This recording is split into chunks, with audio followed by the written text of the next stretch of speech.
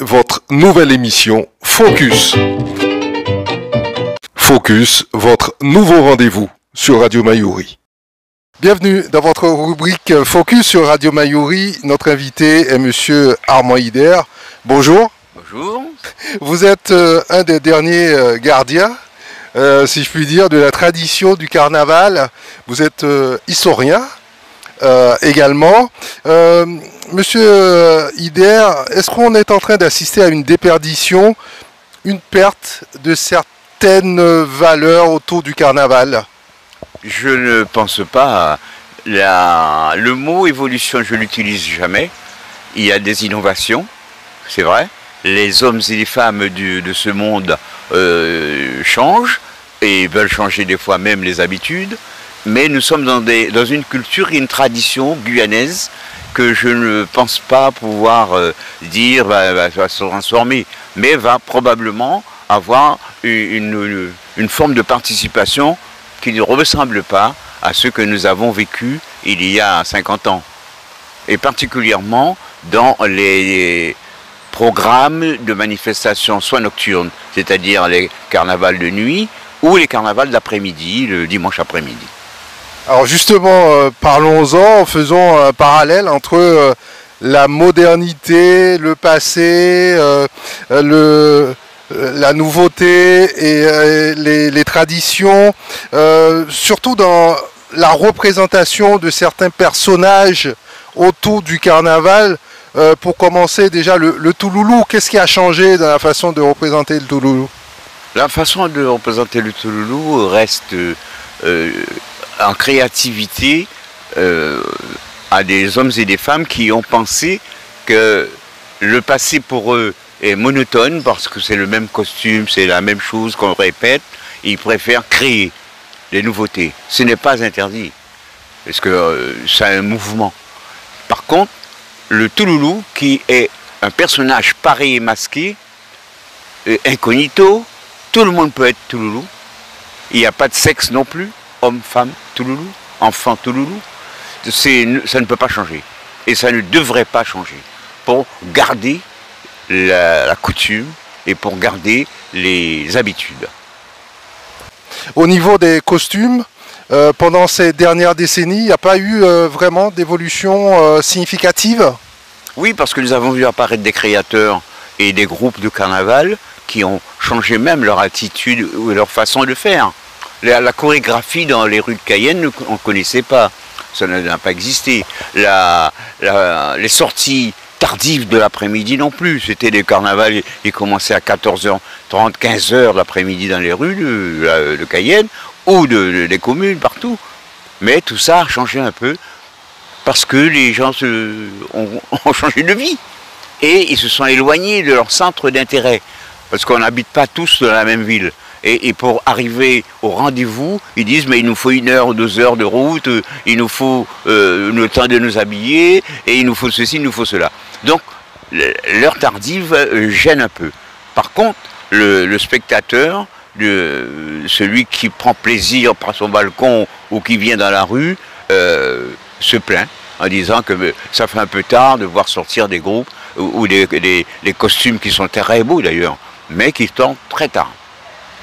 Alors au niveau justement de ces personnages emblématiques autour du carnaval, on ne peut s'empêcher de mentionner le Tololo qui est arrivé tardivement. Et c'est normal parce qu'il a existé avant. Le carnaval guyanais n'a jamais connu femmes seulement. Non, c'est homme, femme, depuis 1905, 1902, 1906. C'est une réapparition. C'est une réapparition. Et c'était cette mixité, le couple, les gens allaient danser en couple ou en groupe, parce que dans le groupe il y avait les dames d'un côté et les hommes de l'autre. Par contre, aujourd'hui, avec la nouveauté, avec les décisions même des tenanciers de bal, et je rappelle que c'est Madame Modica Evelina avec le Soleil Levant, le chez Nana, qui a exigé que ce soit que des femmes seulement qui viennent danser, masquées, parées et masquées, et les hommes plus de masques, afin de normaliser la manifestation et la sécurité de la manifestation aussi. et ce n'a pas déplu, mais les hommes, 10 ans après, ont réfléchi, on dit mais pourquoi pas nous aussi, et le mot, le tololo est venu, et la soirée tololo où que les hommes sont seuls masqués et les dames ne le sont pas. Donc ce n'a pas changé beaucoup, mais c'est de l'innovation.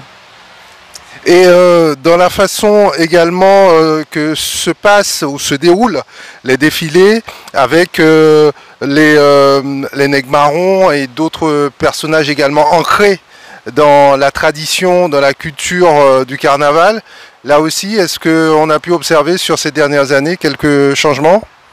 Non, non, je crois pas. Au contraire, les groupes se sont reconstitués. Le nègre marron a toujours existé, hein, mais c'est pas le phénomène de la tradition.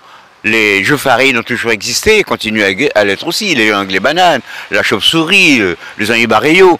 Mais c'est la forme d'expression qui change. Hein, ce n'a pas la même expression parce que le jeu farine courait après les jeunes qui leur criaient dessus je farine, et qui allaient leur mettre de la farine dans le visage. Cela ne se fait plus. Comme les gorilles aussi, les enfants en ont peur. Oui, les gorilles, même un adulte a peur d'un gorille. Un enfant pleure quand il voit un gorille arriver. Alors comment faire, monsieur Armand Hidder, pour que les jeunes s'approprient du carnaval? On voit quand même un certain désintérêt de leur part. Hein. On les voit rarement dans les dancing, dans les chez ou ailleurs.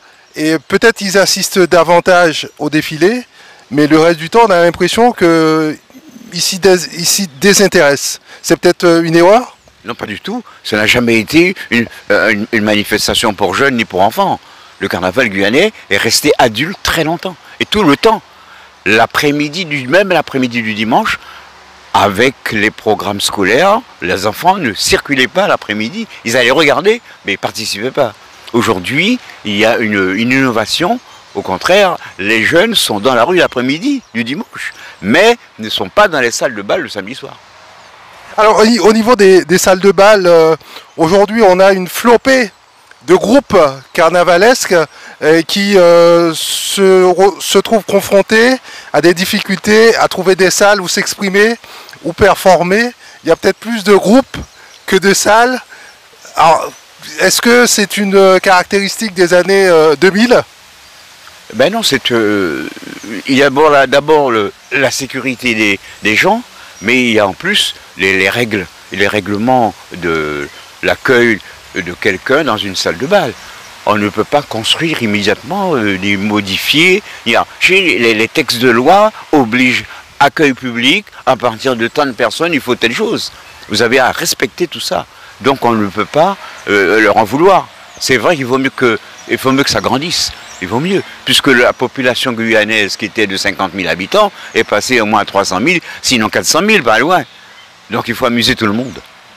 On voit aussi peut-être une certaine surenchère, parce que les groupes ont tendance à quitter telle salle pour aller vers telle autre salle, et le public du coup qui suit son groupe préféré, on pourrait parler des mécènes, des Blue Stars. Est-ce que ça ne crée pas un peu de désordre? Non, c'est la commercialisation du produit, monsieur. Et la commercialisation du produit, et c'est celui qui offre le plus, qui gagnera le plus. Et on ne peut pas modifier tout ça. Au contraire, et c'est celui qui produit musicalement aussi le mieux, qui attire un certain nombre de personnes. Ça se voit d'ailleurs. Il y a des groupes qui vous ont particulièrement marqué, que vous avez été voir et que vous avez trouvé particulièrement performants? Oui, ils sont performants. Et en concurrence, je dirais tous.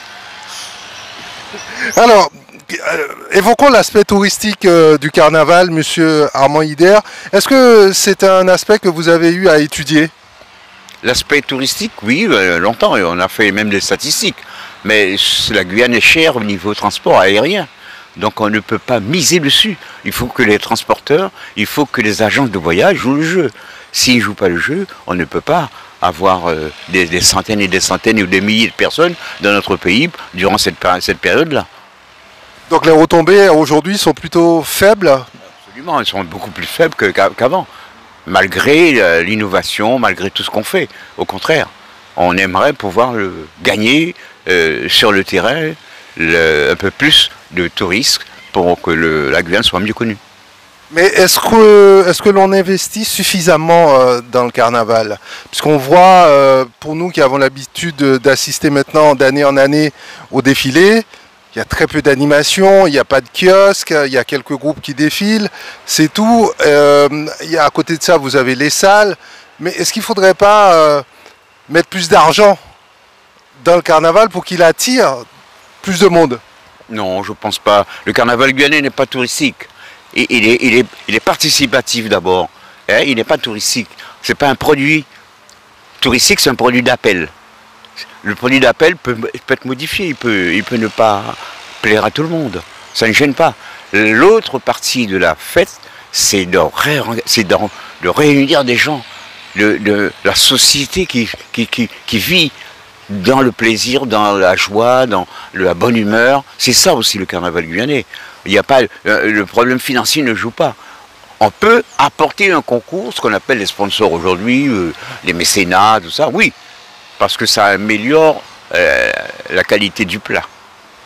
On voit qu'il y a une volonté de décentraliser le carnaval avec cette année l'arrivée de Vaval à Sinnamary. Ça va dans le bon sens pour vous? Absolument, il n'y a pas de carnaval à Cayenne seulement. La décentralisation du carnaval, c'est la Guyane qui est en carnaval. Faut pas oublier ça. On peut aller à Sinnamary, Sinnamary, Rakubo. Le carnaval, c'est Mana est la maison du carnaval depuis 1905-1906. Oui, le carnaval, c'est la Guyane, donc tout le monde a sa place. Mais pour cela, il faudrait peut-être accompagner davantage ces communes pour qu'ils puissent eux aussi organiser leur défilé. Non, pas du tout.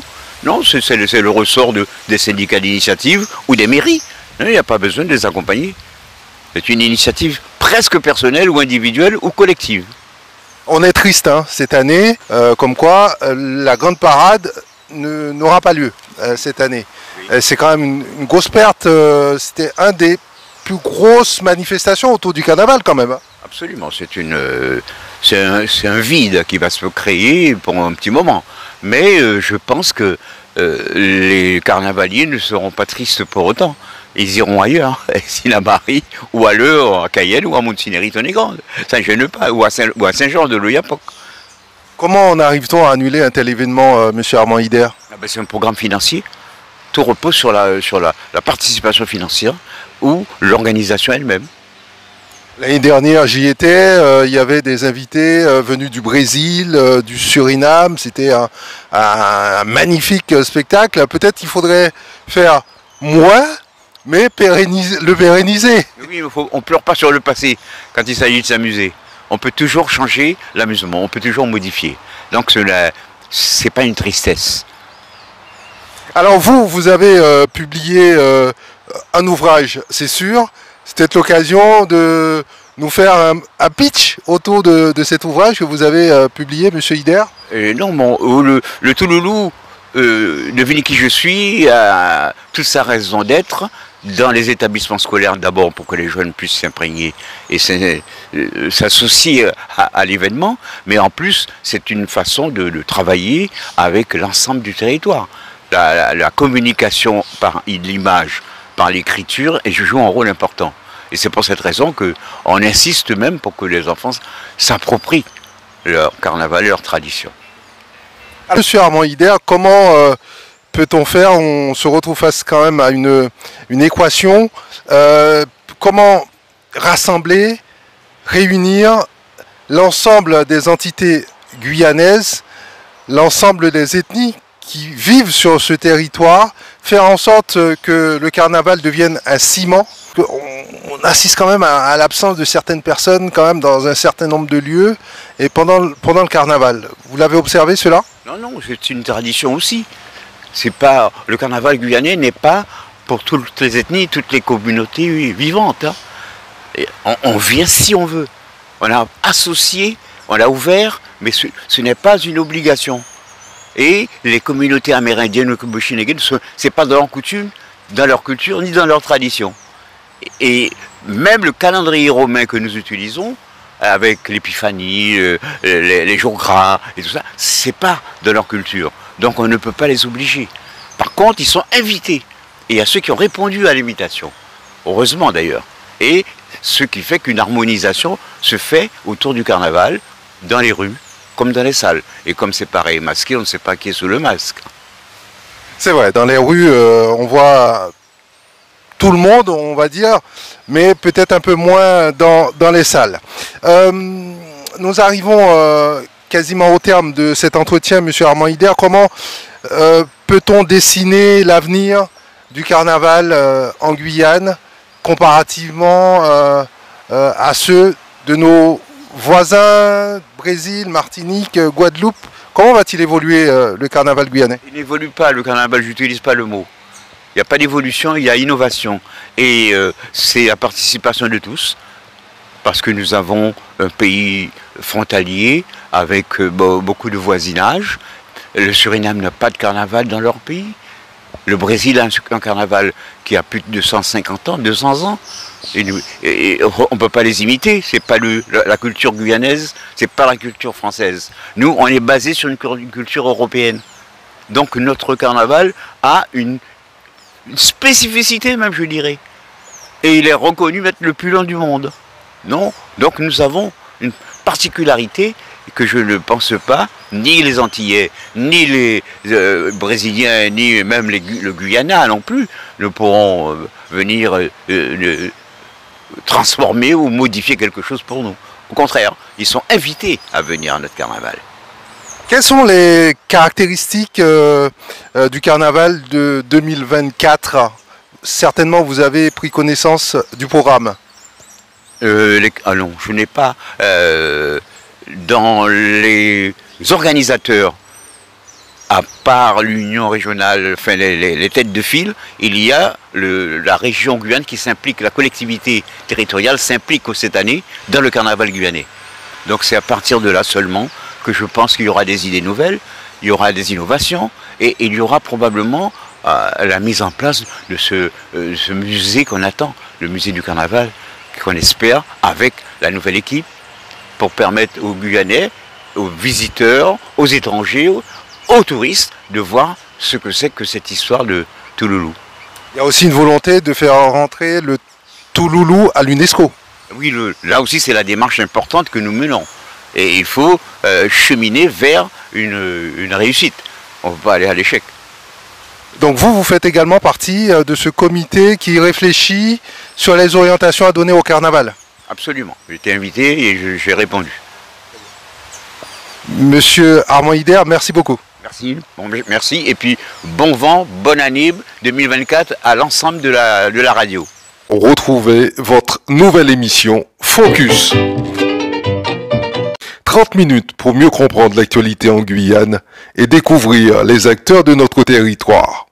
Focus, c'est du lundi au vendredi, première diffusion à 8h30, puis rediffusé à 13h10 et 19h10. Focus, votre nouveau rendez-vous sur Radio Mayuri.